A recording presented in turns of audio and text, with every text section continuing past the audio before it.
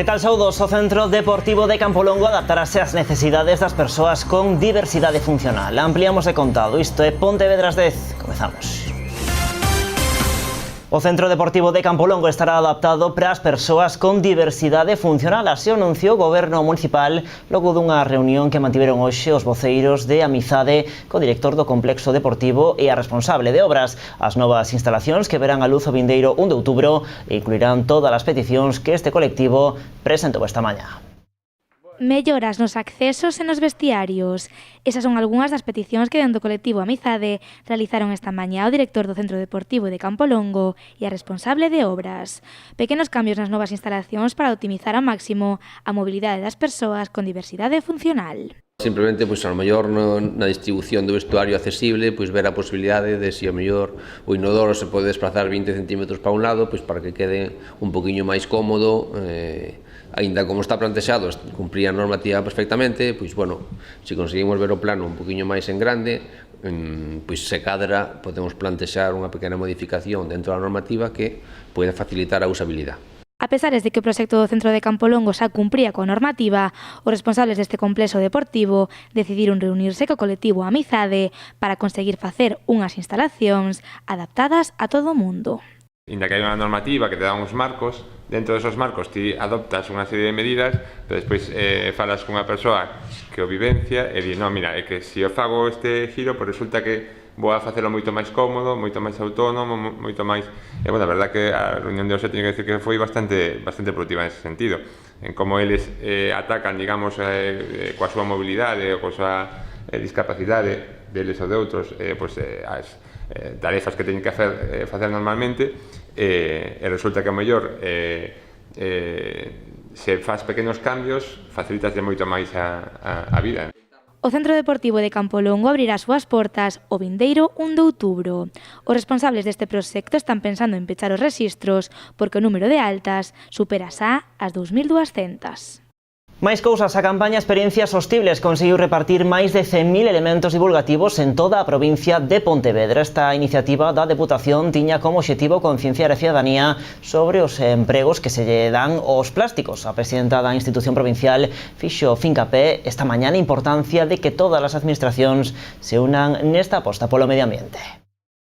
Se isto continúa así, no ano 2050, o digo sempre, o quero voltar a repetir, haberá máis plásticos que peixes nos océanos. Así que, dende aquí, quero facer un chamamento á cidadanía para que se convenza que todas e todos podemos facer cousas. O obxectivo é reducir os plásticos de usar e tirar, eliminar plásticos que son innecesarios, tendo en conta o dano que causa. Por lo tanto, hai que modificar toda a cadea do sistema desde as persoas consumidoras. No stand informativo da Deputación que estivo presente en vilas, eventos, festivais e praias de toda a provincia de Pontevedra, entregáronse case 40.000 folletos informativos e 44.000 vasos compostables, ademais de 2.000 bolsas de tela, 6.000 imáns e 8.000 cinceiros, en total 100.000 elementos divulgativos, o que obrigou a Deputación a ter que reeditar en varias ocasións os materiais pola alta participación das persoas interesadas en obter información. Neste eido, a presidenta da institución provincial quixo facer referencia tamén á campaña da Xunta de Galicia Beat Life Respira a Vida. Carmela Silva mostrouse orgullosa de que outras administracións como a galega estean a tomar as mesmas medidas que as postas en marcha dixo pola Deputación de Pontevedra. En Poio, os veciños de San Salvador piden ao Concello máis prazas para aparcar. A parroquia está cansa de que o Goberno Municipal non lles teña en conta. Por iso, os comerciantes desta zona iniciaron unha recollida de sinaturas e non descartan levar a cabo movilizacións veciñais se non se teñen en conta as súas peticións. San Salvador é unha das parroquias de Poio que máis está a crecer en poboación e, sen embargo, os veciños desta zona viron nos últimos meses como se reduciron as prazas de aparcamento, un feito que está a ocasionar graves consecuencias para os comerciantes. Que dejen por lo menos el aparcamiento que teníamos ahí enfrente, que eran unas 6 o 7 plazas, porque a raíz del accidente que hubo aquí en la barca colocaron unos pivotes. Yo daba por hecho que a continuación pondrían el bus y nos seguirían quedando pues X plazas de aparcamiento, porque no es lógico que tenemos ahí enfrente, por ejemplo, una lavandería, y que tú vengas con la bolsa o el barreño de la ropa desde 500 metros. Nos quitaron aquí el carga y descarga que teníamos en el local y nos pusieron ahí una parada de taxi para mí innecesaria, porque ahora mismo, por ejemplo, no tiene ningún taxi, una parada de bus que ya estaba, pero bueno, la ampliaron, pero bueno, la verdad que sí, hay bastantes quejas, a mí constantemente me vienen llaman un taxi y tal, teniendo la parada a 2 metros del bar, pero bueno. Os comerciantes e os veciños de San Salvador non entenden que dende o goberno decidisen eliminar as prazas de aparcamento desta zona para instalar unha parada de taxis, que, segundo eles, é innecesaria. Han sacado todo para poner unos taxis cuando resulta que hay una parada de taxis a 200 metros y que hoy en día si avanzamos está radiotaxi que lo llamas desde cualquier punto. Entonces no encuentro lógico que haya una parada de taxis aquí, otra en la Barca y otra a 500 metros en Porteliña. No es normal. Pues nos afecta en clientes, supongo de paso también, no tienen mucho donde parar, los comerciantes y todo. En parte en todo, porque nos descarga Estrella, tiene que cruzar desde la acera de enfrente o parar a otra distancia. Nos afecta bastante, la verdad. Ante esta situación e ante a falta de resposta por parte do goberno municipal, os veciños e os comerciantes decidiron iniciar unha recollida de firmas. Yo pensé en lo de las firmas, hablé con el bar, hablé con la de la lavandería, hablé con el chino y con los que tenía más cercanos y les dije que si estaban de acuerdo, entonces pedí a mi asesoría que me redactara el papel y empezamos a recoger firmas. Yo creo que bastantes, supongo que pasará de 1000 firmas, sí.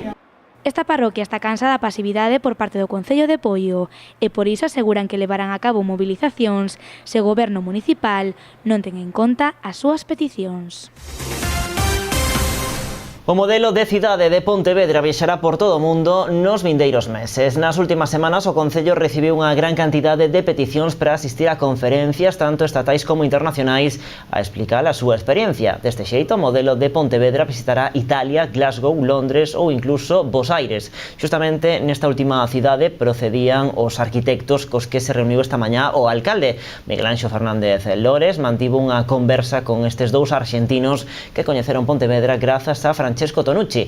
Esta foi a primeira visita das moitas que se agardan para os vindeiros meses. Ademais, o goberno municipal tamén participará en conferencias por todo o mundo, dende Alacante, Zaragoza e Portugal ata Alemanha, Bruxelas e Glasgow. Ademais, a Boavila foi convidada a participar en dous grandes eventos internacionais, o MOVE 2020 en Londres e o 15 Seconds Festival na localidade austríaca de Graz. A voceira do goberno, Anabel Gulías, explicou esta mañá que a maioría dos convites teñen relación co cambio climático e coas accións que se poden facer nos concellos para mellorar esta situación.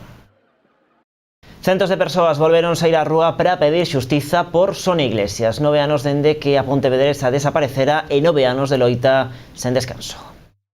Nadie está preparado para la desaparición de una hermana, de una hija, de una madre, de una tía, de una amiga, pero tampoco para ver a los ojos a su asesino y contemplar en ellos ese sentimiento de victoria, de falta de arrepentimiento, de convencimiento de que se saldrá con la suya sin castigo.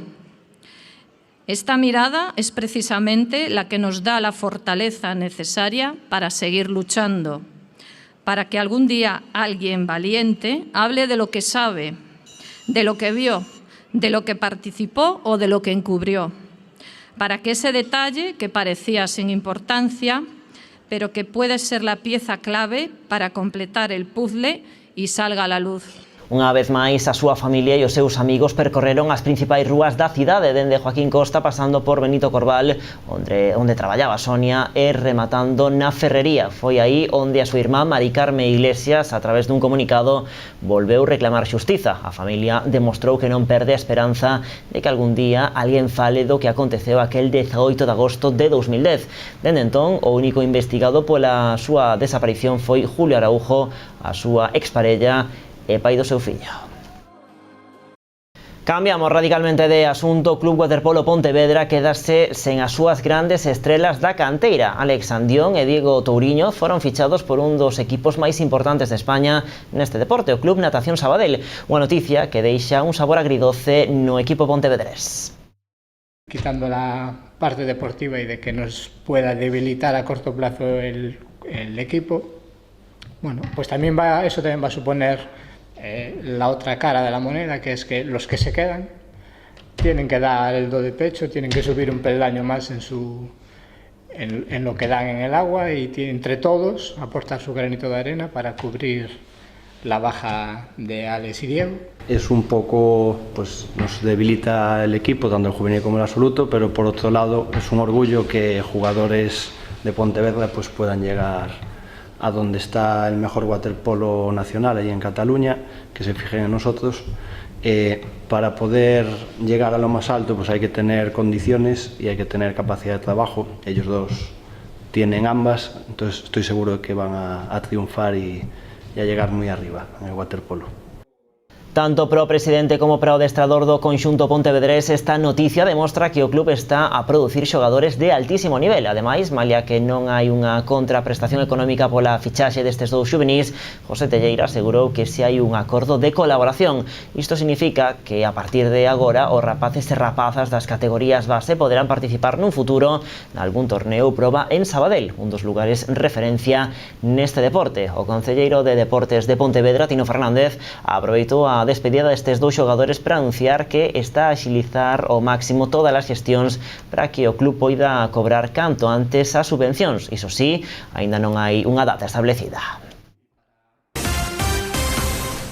Chegamos así ao remate deste tempo de noticias aquí en Canal Rías Baixas. A información continúa en canalriasbaixas.com e tamén nas nosas redes sociais. De contado chega a información do tempo. Pasen boa noite, adeus.